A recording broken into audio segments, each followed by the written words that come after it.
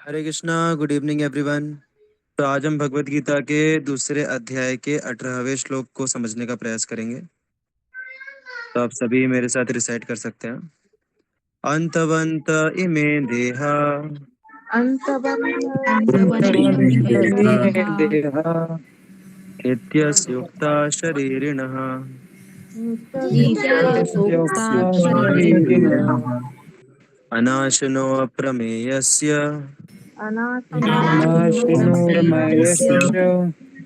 तस्माद्युध्यस्व भारत। तस्माद्युध्यस्व Bharata. Translation: The material body of the indestructible, immeasurable, and eternal living entity is sure to come to an end. Therefore, fight, O descendant of Bharata. Hare Krishna. Hare Krishna. Thank you Nisha Mata ji. तो यहाँ पे देखिए, आत्मा का यहाँ पे आत्मा का और शरीर का जो स्वभाव है, विपरीत स्वभाव, उसके बारे में भगवान बता रहे हैं कि आत्मा का स्वभाव क्या है। आत्मा इनडिस्ट्रक्टिबल है, मतलब आत्मा का कभी नाश नहीं होता। तो कई बार लोगों को लगता है कि मृत्यु हो गई मतलब व्यक्ति का अस्तित्व ही खत्म हो गया, but it's never like that. कोई भी व्यक्ति कभी भी मरता नहीं है। व्यक्ति जो है वो हमेशा, आत्मा जो है वो हमेशा जीवित रहती है, और वो सिर्फ दूसरे शरीर में चले जाती है, दूसरी जगह चले जाती है, लेकिन आत्मा कभी भी मरती नहीं है। ऐसा दूसरे एक जगह पे आता है, एक श्लोक में, कि अम, आत्मा जो है ना उसको हवा से सुखाया जा सकता है, ना किसी अस्त्र शस्त्र से काटा जा सकता है, और ना ही कभी उसको पानी से कुछ असर होता है। किसी भी चीज का कुछ भी असर नहीं होता आत्मा का, आत्मा के ऊपर। तो आत्मा हमेशा से अमर रही है और हमेशा के लिए अमर रहेगी। ओके। और आप में से किस किस को लगता है कि हमारे पास आत्मा है?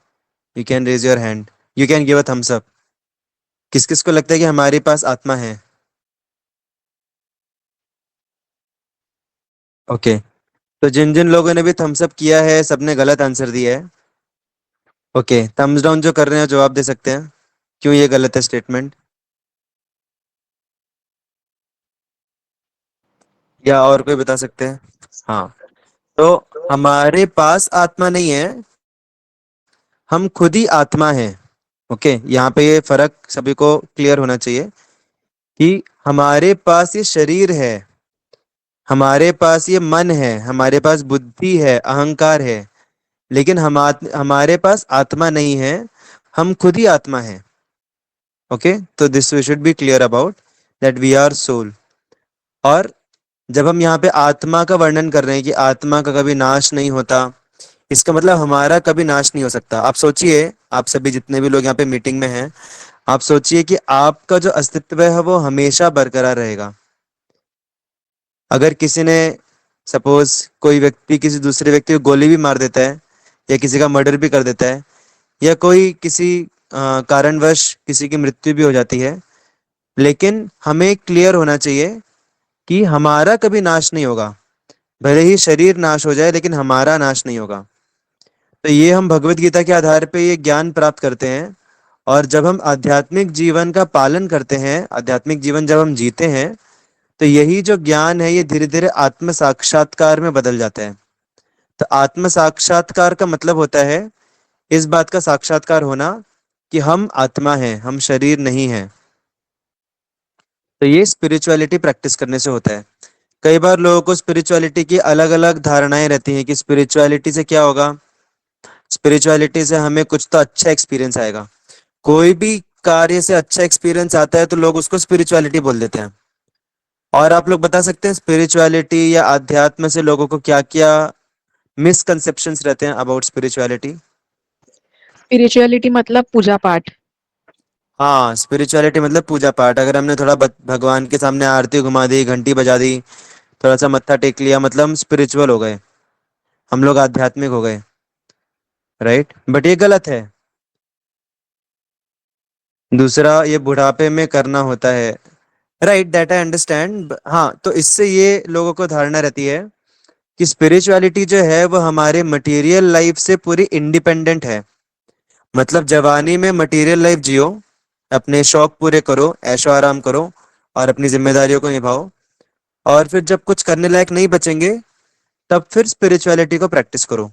क्योंकि लोगों को लगता है स्पिरिचुअलिटी इररिलेवेंट है हमारे लाइफ से इररिलेवेंट है स्पिरिचुअलिटी। तो ये दूसरी गलत धारणा है, क्योंकि लोगों को लगता है स्पिरिचुअलिटी मतलब बस ध्यान में बैठना और पूरे दुनिया से विरक्त हो जाना और सब सारी चीजों का त्याग कर देना और इनएक्टिव हो जाना, राइट। सिर्फ बस भगवान का नाम जपते रहना दिन भर दिन रात, बस इसको स्पिरिचुअलिटी बोलते हैं लोग। लोगों को ये अंडरस्टैंडिंग रहता है।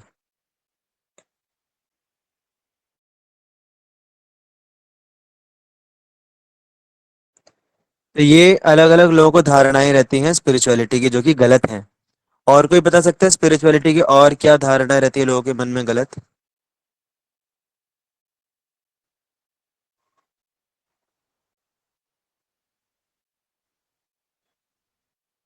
What do they misunderstand spirituality to be, या फिर आध्यात्म टू बी?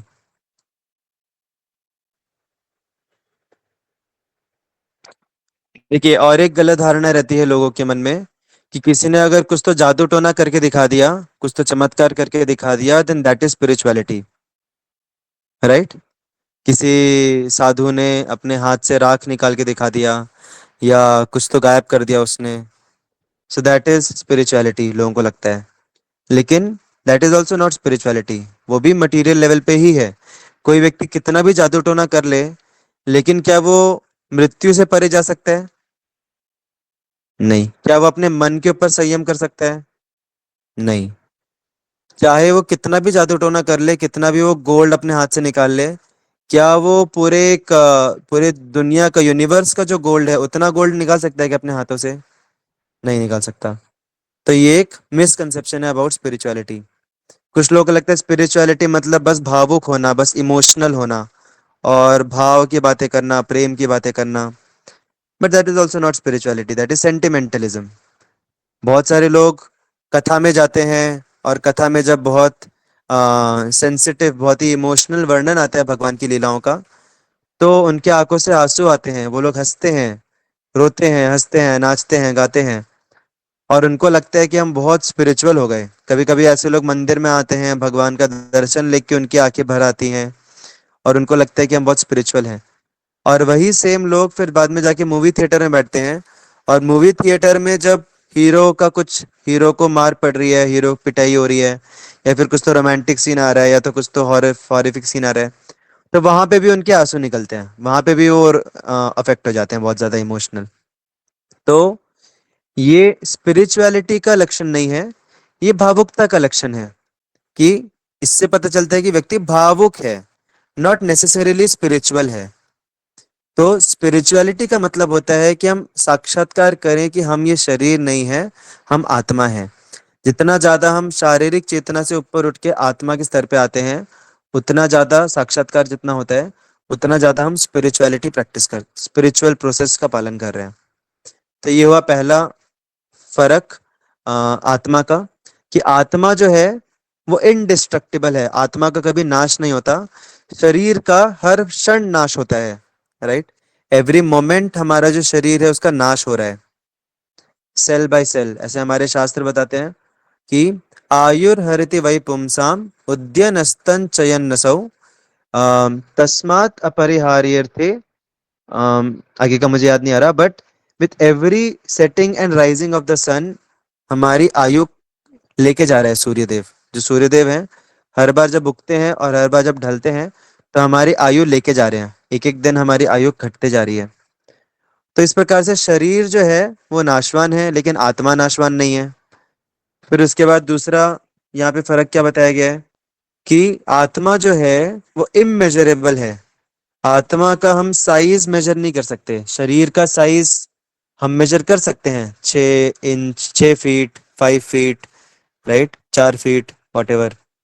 तो ये सब शरीर का साइज है, मोटा पतला एंड ऑल दैट। बट आत्मा का कोई मेजरेबल साइज नहीं है। हमारे शास्त्रों में वर्णन आता है कि आत्मा का जो साइज है वो एक हमारा जो हेयर्स है, हमारे जो बाल हैं, उसके टिप के 10,000 अगर हम उसके टुकड़े करेंगे। अब सोचिए, मतलब बाल का जो टिप है, वो टिप इतना माइन्यूट रहता है, इतना सूक्ष्म रहता है, और उस टिप के अगर हम 10,000 हिस्से करेंगे, 10,000, 10 या हजार नहीं, 10,000, 10,000, तो जितना साइज बचेगा उतना साइज है आत्मा का। ऐसा हमारे शास्त्र वर्णन करते हैं। आई थिंक गीता में ही आता है वो। तो एक्चुअल में देखा जाए तो ये जो है, ये वर्णन ये कैसा है, ये शाखा चंद्र न्याय इसको बोलते हैं। शाखा चंद्र न्याय किसी को पता है क्या होता है? कभी सुना है जीवन में शाखा चंद्र न्याय? ओके। प्रभु जी। तो शाखा चंद्र न्याय बोलते हैं, जैसे कई बार एक माँ रहती है, वो अपने बच्चे को चंद्रमा दिखाती है कि वो देखो आकाश में चंद्रमा है, ऐसे दिखाती है। और फिर बच्चे को दिखता नहीं है कि कहाँ पे है, कहाँ पे है चंद्रमा, उसको समझ में नहीं आता, उसको लगता है तारे भी तारों को चंद्रमा बोल रही है। और फिर माँ उसको बोलती है ठीक है तुम इधर साथ में आओ मेरे। वो उसको ऐसी जगह पे लेके जाती है जहां पे ऊपर पेड़ हो। ओके। और फिर वो ऊपर इशारा करके बोलती है कि देखो ये पेड़ की एक टहनी और ये पेड़ की दूसरी टहनी, और इसके बीच में देखो, इन दोनों टहनियों के बीच में देखो क्या दिख रहा है तुमको? वो जो दिख रहा है वो चंद्रमा है। तो वो ऐसी जगह पे लेके जाती है जहां से दो शाखाओं के बीच में चंद्रमा दिख रहा है, जिससे एक रेफरेंस पॉइंट हो गया, राइट? वो दो शाखा जो है वो रेफरेंस पॉइंट है और उसके बीच में चंद्रमा है। तो माँ बोल रही है कि दोनों शाखाओं के बीच में चंद्रमा है। तो क्या सच में चंद्रमा दोनों शाखाओं के बीच में है? नहीं। ये तो चंद्रमा जो है आसमान में वो, ही है। हाँ, चंद्रमा आसमान में बहुत दूर है। हमारा जो आकाश है पृथ्वी का, उससे भी बाहर है चंद्रमा। लेकिन संबोधन करने के लिए वो दो शाखाओं को इस्तेमाल किया जा रहा है कि वो देखो वो दो शाखाओं के बीच में चंद्रमा है, लेकिन एक्चुअल में बीच में नहीं है, वो सिर्फ एक रिप्रेजेंटेशन के लिए है। तो इसी प्रकार से हमारे शास्त्र जब बताते हैं कि आत्मा का जो साइज है वो 1/10,000th of the tip of the hair है, तो एक्चुअल में वो उतना भी नहीं है साइज। क्योंकि आत्मा जो है, आत्मा आध्यात्मिक है। हम ये जो साइज मेजरमेंट, सेंटीमीटर, मिलीमीटर, ये सारे जो अलग अलग मेजरमेंट्स हैं, ये सब मटेरियल लेवल के मेजरमेंट्स हैं, भौतिक स्तर के गणना है। लेकिन आत्मा तो आध्यात्मिक है। तो किसी आध्यात्मिक वस्तु को आप भौतिक मापदंड से कैसे माप सकते हैं? तो हम आत्मा को कभी भी इंचेस में, सेंटीमीटर्स में, माइक्रोमीटर्स में, किसी में भी नाप नहीं सकते, क्योंकि आत्मा का अस्तित्व आध्यात्मिक है। तो इसीलिए यहाँ पे क्या बोला गया है, आत्मा इमेजरेबल है, लेकिन शरीर का साइज होता है। लेकिन आप सोचिए, आत्मा इतनी सूक्ष्म है, जैसे हमारे इस संसार के जो अलग अलग पदार्थ हैं, सबसे स्थूल, सबसे ग्रॉस पदार्थ होता है अर्थ, भूमि, सॉलिड। उससे सूक्ष्म रहता है वाटर, पानी। पानी से भी सूक्ष्म रहता है हवा, अर्थ, वाटर, फायर। पानी से सूक्ष्म रहता है फायर, अग्नि। अग्नि से सूक्ष्म रहती है हवा। हवा से सूक्ष्म रहती है ईथर। ईथर मतलब आकाश, मतलब एम्प्टी स्पेस, वैक्यूम। तो वैक्यूम हवा से भी ज्यादा सूक्ष्म है। लेकिन वैक्यूम से भी ज्यादा सूक्ष्म है हमारा मन, ऐसे हमारे शास्त्र बोलते हैं। इवन वैक्यूम से भी ज्यादा सूक्ष्म है मन, और मन से भी ज्यादा सूक्ष्म है बुद्धि।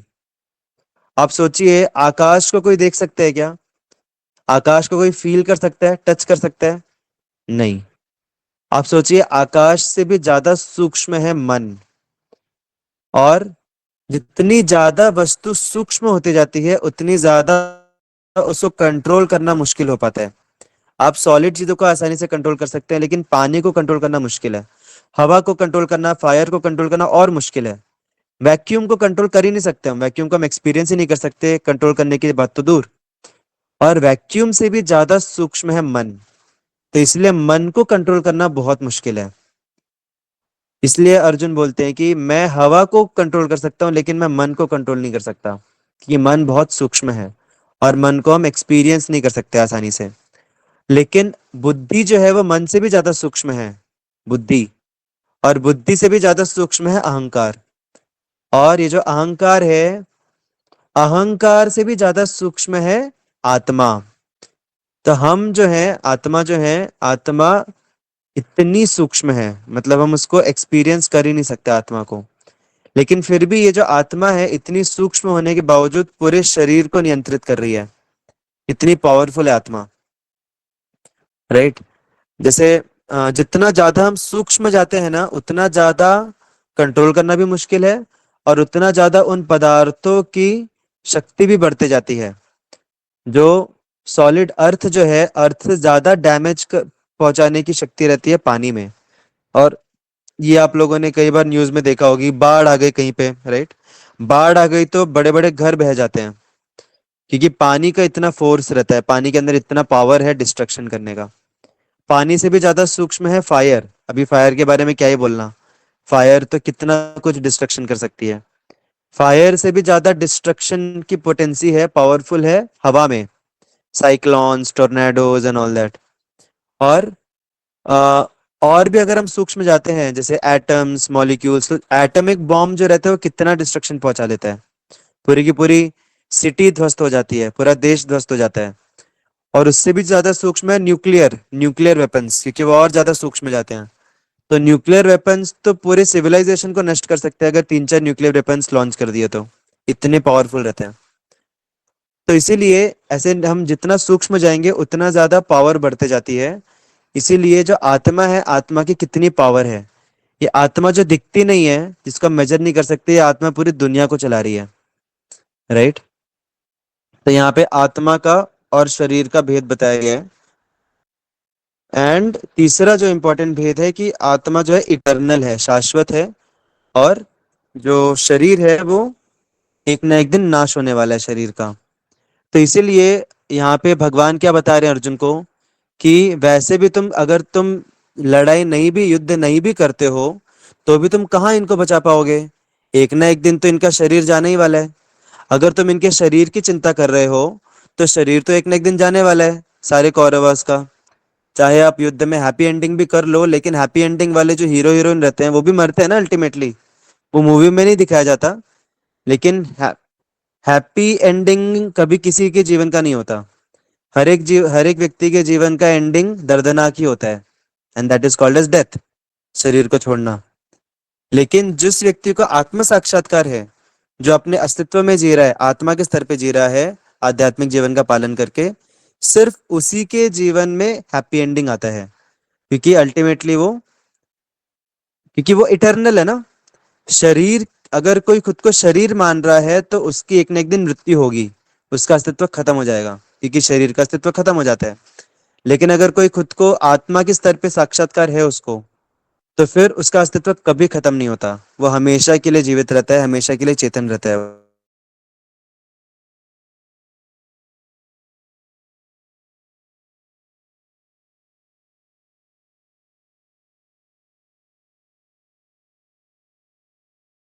आत्मा के स्तर पे हम खुद को साक्षात्कार करेंगे, और फिर उतना ही ज्यादा हम इटर्नल लाइफ की तरफ हम अग्रसर होंगे।